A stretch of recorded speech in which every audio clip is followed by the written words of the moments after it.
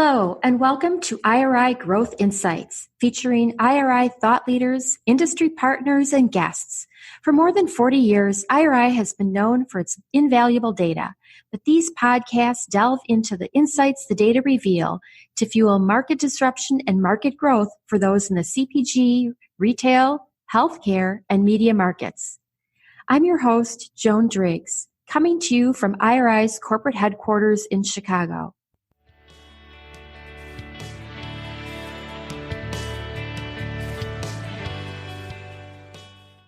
Hello, and welcome to another episode of IRI Growth Insights. Today, I'm talking with my colleague, Chris Dubois, Senior Vice President of the Protein Practice here at IRI, and we're going to be talking about retaining confident cooks. We have a lot more people in the kitchen. Many of them are newly confident. So let's talk a little bit, Chris, about some of the lessons from 2020 and some of the opportunities for 2021. So welcome. It's great to be here, Joan, and thanks for having me. Sure. So, as the title of this episode would indicate, 2020, as grim of a year as it was really great for the kitchen. The kitchen saw a lot more activity this past year, as so many people found their way to that room of the house. They invested heavily in cooking accoutrements and things like that. And of course, the grocery store was there to serve them. So let's talk a little bit about what happened and how we're ending out the year. Yeah, 2020 was a landmark year in a lot of ways. We saw tremendous sales increases all the way across most food departments in the supermarket. And I know over the last 9 months, we've shared a lot of those statistics and talked about those trends. But if I think about, some of the things that really matter inside 2020, you kind of hit on one of those points, is it's less about the big sales increases than the fact that a lot of America's households have transformed their cooking capabilities. One of the things that gets tracked is sales of new utensils, new appliances, and those have all just skyrocketed this year, up hundreds of percent in many cases. So what people have found when we're all trapped in our houses, sometimes literally trapped, is the kitchens, needed some new fry pans. They needed some different spatulas or cooking tools. And then in many cases, a lot of new appliances became a center point of the kitchen, air fryers and pizza ovens, things like that were not really around 5 years ago, new technologies. And people are becoming very comfortable using them. One funny thing is just over the last 20 years, I've spent a lot of time with industry associations, working with retailers and CPG companies. And then one of the questions we'd always have is, how do you get people to cook more at home? And how do you get them to really be educated about cooking? And there was a lot of energy put into that, a lot of whiteboards, and a lot of marketing campaigns. And what we found is it took a pandemic to make it happen. Which that was not on anyone's whiteboard, Chris. No, that was not on any list that I ever saw.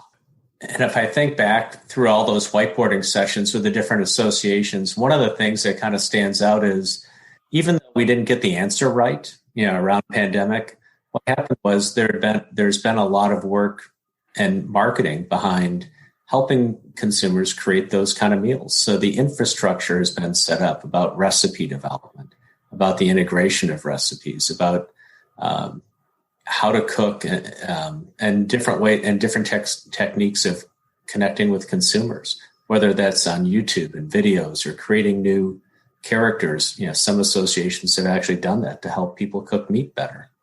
So that's kind of interesting right there, because we do have a combination of people, boomers, so people my age, who already had a lot of confidence, but they're looking for inspiration.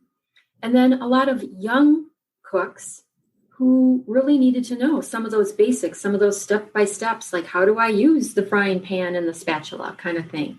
So tell us about what some of these organizations did, because to your point, you mentioned YouTube. What does that look like? Are there a lot of virtual classes and things, basics?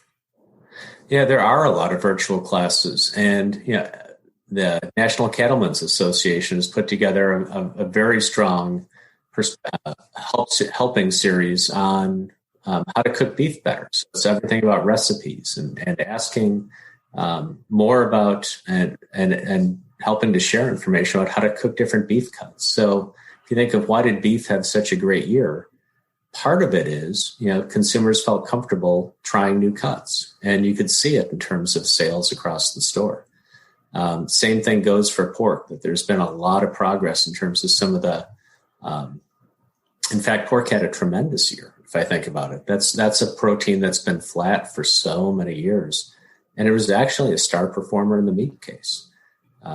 Is some of those good numbers for things like, different cuts of beef, pork, turkey, is it because of some of the supply constrictions? Where I think you had mentioned to me last time on our podcast that people had their similar like go-to cuts of meat, but when they're not available, maybe you're incentivized to try something else.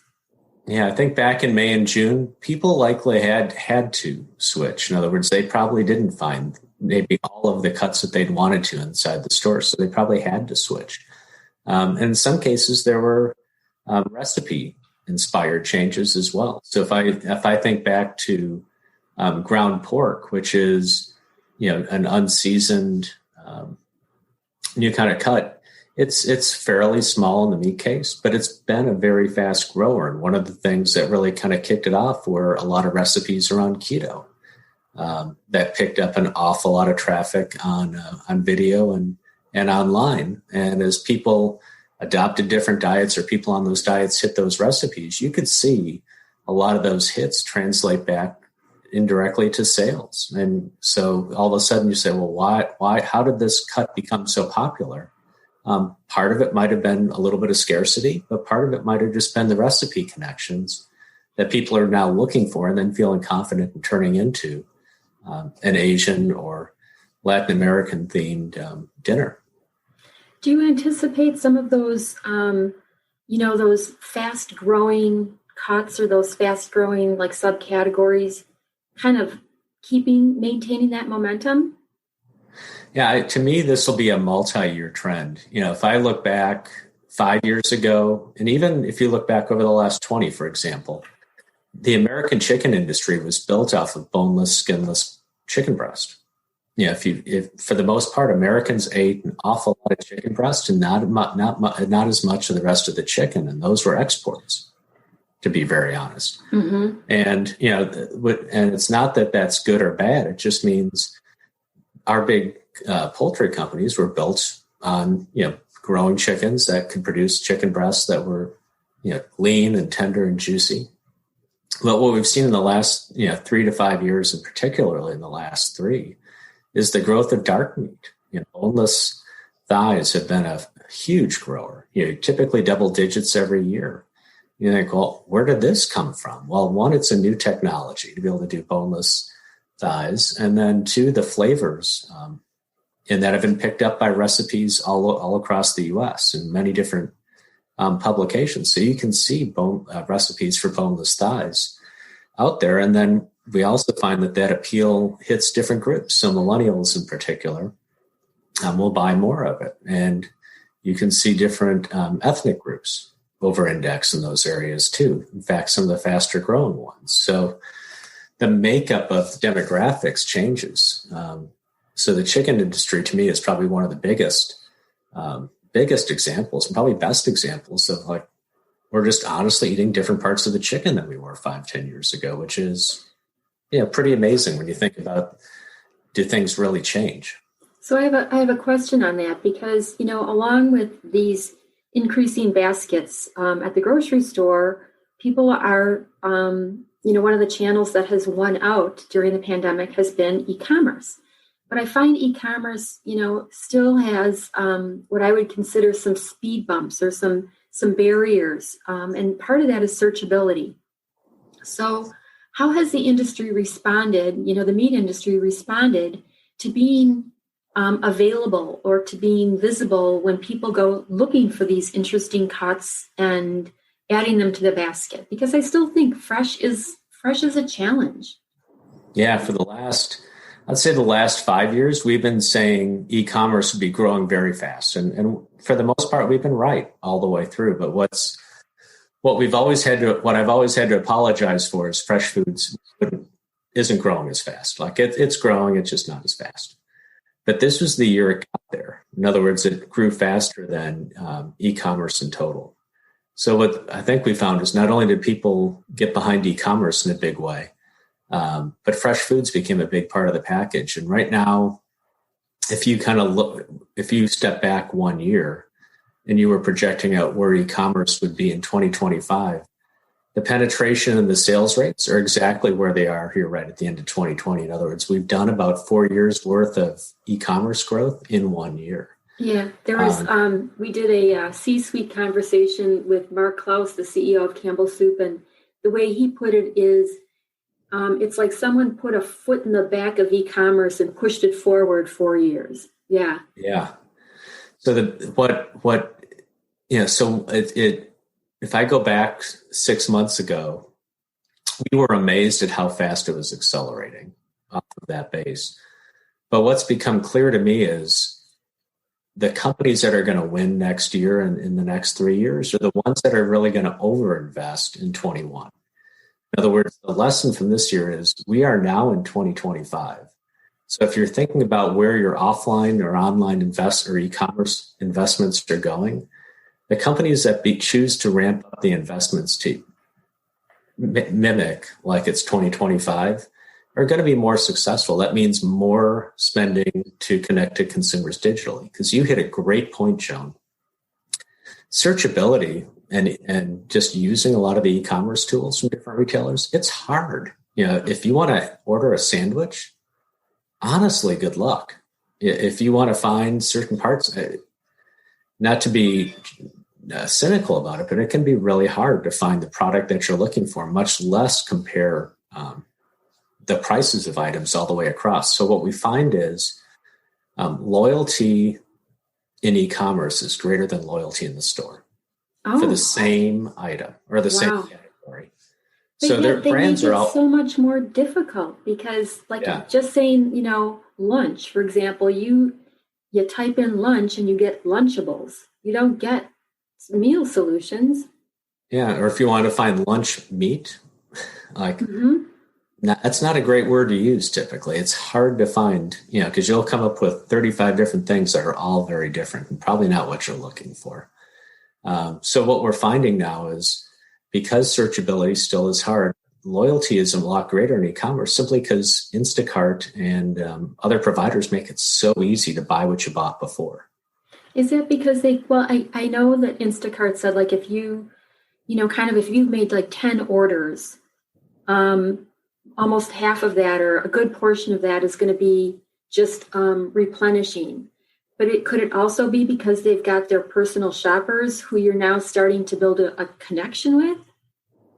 There is a lot of trust in that side, and and also some of it too just kind of comes to the fact that Instacart and some of these other retailers will, really encourage you to buy what you bought before. In other words, it's so much easier to buy what you bought before than go out and search to find, let me go find the cheapest, or let me go find this. It just takes extra work doing it.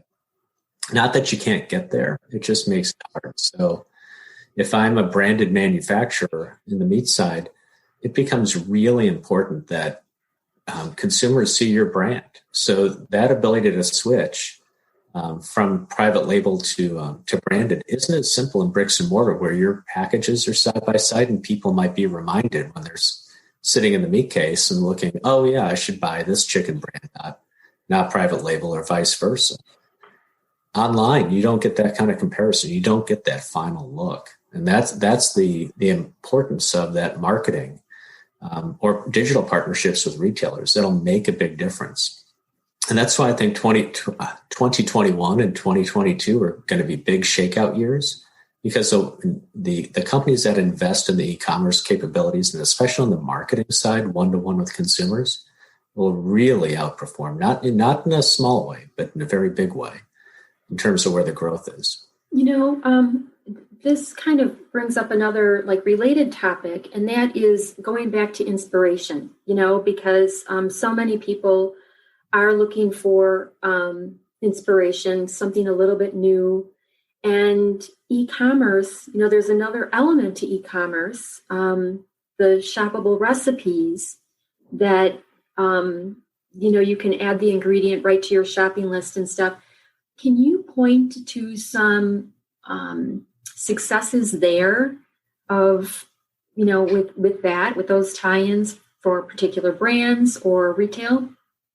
Yeah, it becomes just incredibly important. If I go back even just a couple of years ago, so many recipes were online, but it was very hard to get that into a consumer's basket. In other words, you had to trust that consumer would print off the recipe or they would remember it and write it down and then find, or maybe type it into their phone so they could take it to the store. Now, in some cases, these sites are very simple. It's if you like that recipe, you can click and it will set you up right to a Walmart. It knows where you live because it can find your location and it can put you right into your local Walmart and set up your e-commerce basket. Or any. I mean, we did any other. Yeah, we did a podcast actually with Chicory that's very involved. And even when I went and looked online, it was the closest grocery store to me, which is just a little over a mile away. So yeah, that's a game changer, isn't it? It makes it so easy to say, I want that recipe and I love, let me buy it. And particularly for ingredients that you're not familiar with, that it's like, oh, good, I don't have to figure out where this is in the store. Someone's, it's already on my list. They're going to point me in the right direction. Yeah, and the other thing, too, on inspiration is, the one thing I've noticed is a lot of consumers, at least through some of the research we're doing, as well as some of the manufacturers I work with, more and more are using voice activation, be able to take notes and include items on their list. So as they go through the week, they can add an item saying, remember, whether it's Alexa, Google, whatever else that is.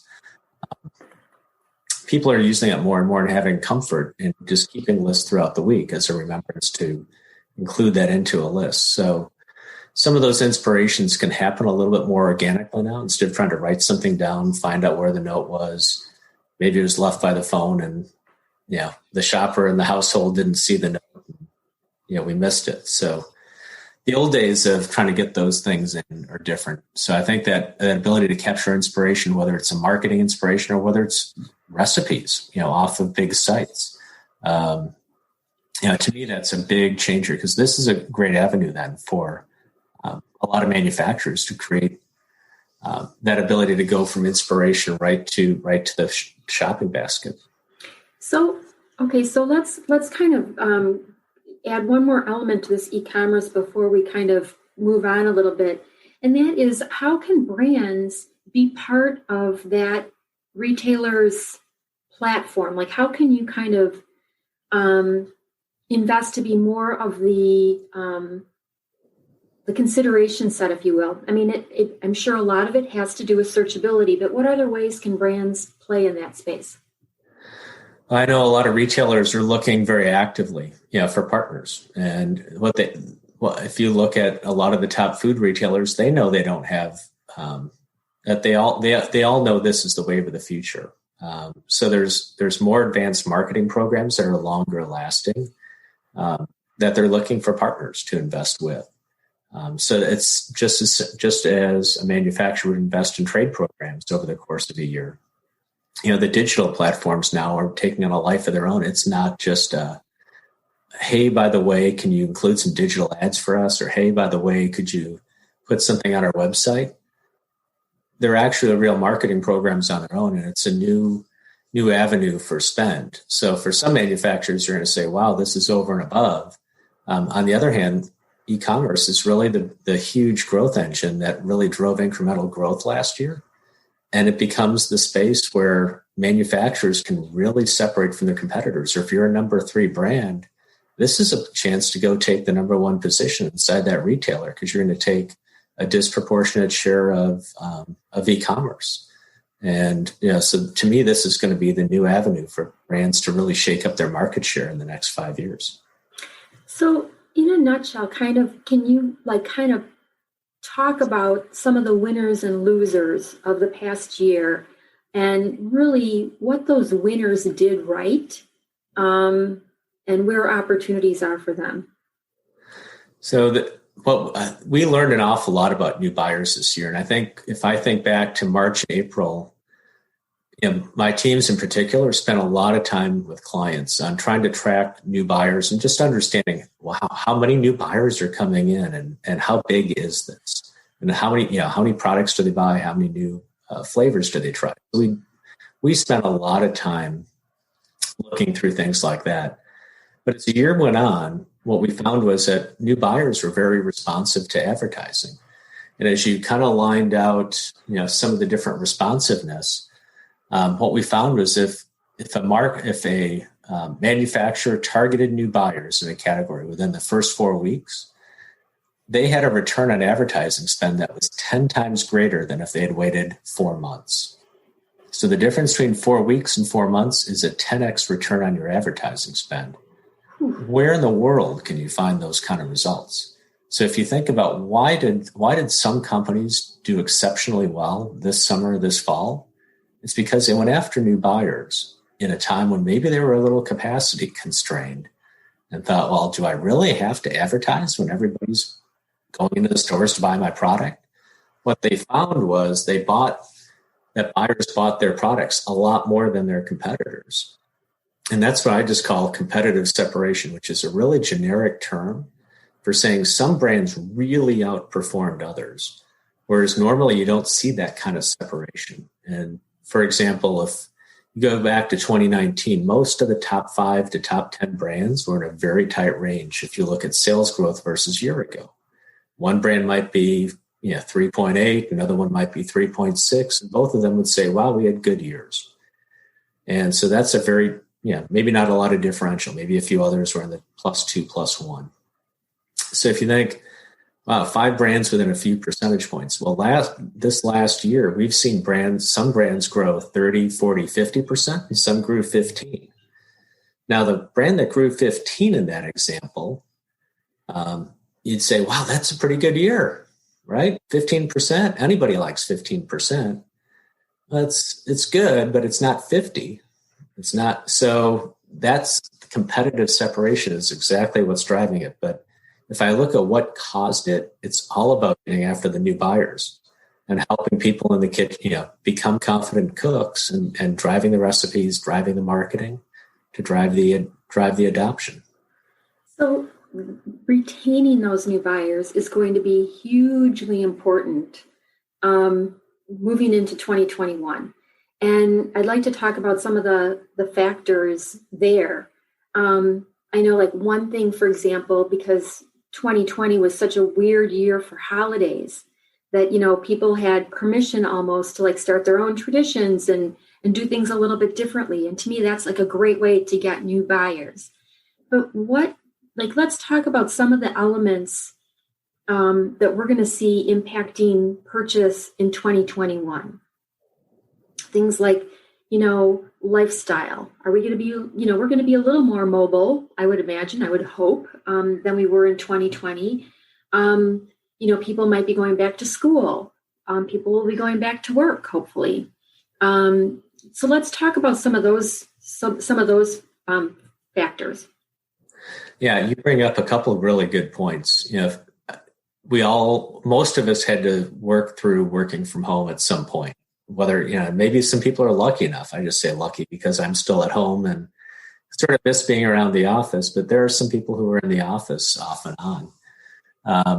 But what we're going to find next year is even if we see people becoming more mobile again and be able to go back to work, go out to eat, you're going to see probably a 3x increase over 2019. In other words, there are 3 times more people/days working at home than there had been in 2019. And that's a really big deal. So if I go back to what we were talking about in May and June, it's wow, everybody's working from home. Well, it's not so much that it's neat, but what it sets up are brand new need states, brand new opportunities. So what does a work from home breakfast look like? Does it have to be the same old thing, or do you create something different? Whether it's a different kind of different shaped breakfast meat to fit into an English muffin, whether it's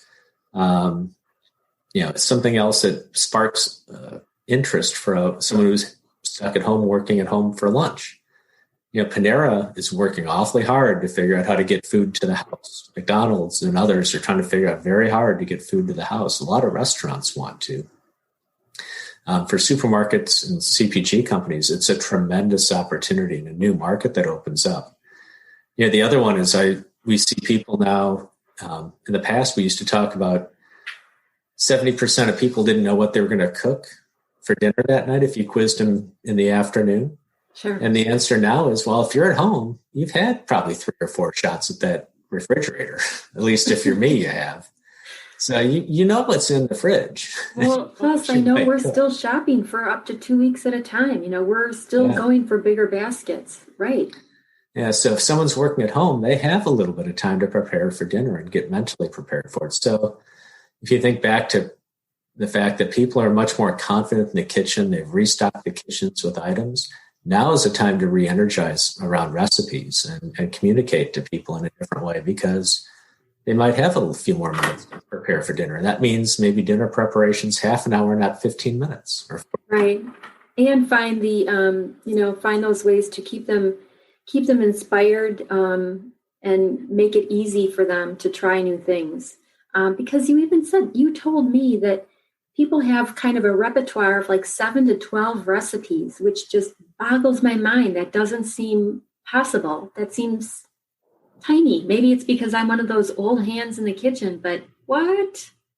Yeah, I mean, there can be little differences in maybe a sauce or something like that. But if you kind of study what people and have people write down what they eat every month, you see a basic cycle. Like maybe you'll have pasta, maybe it's marinara and marinara sauce. Maybe another week it's 4 cheese. Like just because you uncorked another bottle of spaghetti sauce doesn't make it that much different. So when you look at it from a repetition side, people tend to be very comfortable with certain recipes, different flavor combinations. The other side is people tend to have the same weekly routines. In other words, Saturday and Sunday tend to be very planned meals. People think hard about it. They know who's going to be there, but Monday is a national leftover day. If you kind of look through most people's dinner plans, a lot of them are leftovers from the weekend, one way or another. Tuesday, Wednesday, Thursday tend to be shorter prep meals, almost always. In fact, Wednesday will have the least. And Thursday is the most unplanned day of the year. If you look through everything, people are usually a little exhausted by Thursday in a week. And, that's a little bit more for grabs. So if you're trying to get someone to stop by a restaurant on a Thursday on the way home, that's the right day. So there's a routine to life that. So that actually leads me into talking about like what comes next, because there is a lot of fatigue. I predict that more fresh prepared is going to come back to grocery retail. I think that, more of those like restaurants within the store are going to kind of make a comeback. But let's face it, we are going to be looking for more mobility. So what does this do as the dollar shifts maybe back to food service? How are we going to retain our share of the food dollar? I think that's probably the biggest opportunity here for CPG manufacturers and supermarket retailers over the next 5 years. And everybody in this industry has been given a gift. And the gift is billions and billions of dollars that have come in. Now, and you're right, Joan, everybody's going to want to go out to eat. The moment, if everybody got a vaccine tomorrow and, we were all safe and nobody was going to get sick, I think the whole world would go out to eat and probably travel and do all that. But once we get through that explosion, the question becomes, will we go back to really going out to eat as much as we had? I think every forecast I'm seeing says supermarkets are going to retain about 51 to 50% of the dollars versus if you go back to 2019, they were getting about 47 to 46 cents out of the dollar. Mm-hmm. So the mere fact that it's back to call it a 50-50 game is tremendous. That means more dollars are going to be retained. So this is all about helping people through those new need states. If more people are working from home, because that's just how the world changed, not so much the pandemic, but just the world changed, then there's more cooking to be done at home. And I would add too that frankly, you get more for your dollar spent at home than you do when you eat out or when you dine out. And I think that as people kind of come out of this, one of the things they're going to appreciate is how much more of a bang for their buck they've gotten from cooking at home. Not only has it been, hey, this isn't as bad as I thought. I like taking ownership of something that I prepared, and the pride that you get out of that. So it's interesting. It will be interesting. I'm with you, Chris. I think that more of the food dollar will stay at home, but man, brands and retailers are going to have to work awfully hard to keep me inspired and maybe give me a little bit of that shortcut every once in a while. Yeah, no, and inspired's a great word, because I think that's part of the key as well. Is we've got people who are pretty much exhausted of just being at home. I mean, we're all tired of the same old clothes and the same small areas. So everybody's gonna be looking to get out, and it's whoever wins that, whoever can inspire people the most will likely do great things, and that's part of it. That's marketing at its core. Yeah.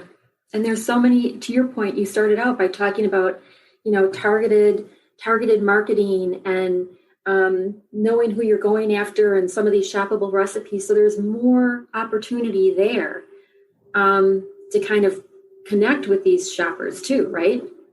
Yeah, there's so much value in knowing exactly who's buying your product and being able to deliver those ads one-to-one with those people. And that technology is there. I mean, this isn't future. It's not anything else. It's what people do today. And that ability to turn that into a process, to make it just part of how you do business, saying when you have new buyers, we're going to go target them within the first 4 weeks. Why do we do that? Because it pays off in really big amounts for us. So that whole cycle of marketing, I think, is going to really become a lot more radical than we're going to go do a few big campaigns this summer and hope for the best. Excellent. All right. So as we kind of wrap up, I want to recap a couple of the things that you talked about, and that is that a lot of the accessibility or the people's experimentation maybe with some of these new cuts of meat is really going to become a multi-year trend. When we show up at the meat case, we're going to have more of these interesting varieties than we had, just a couple years ago. And e-com is a huge opportunity here. As you said, we're already in year 2025 by the growth trajectory that we had coming into 2020.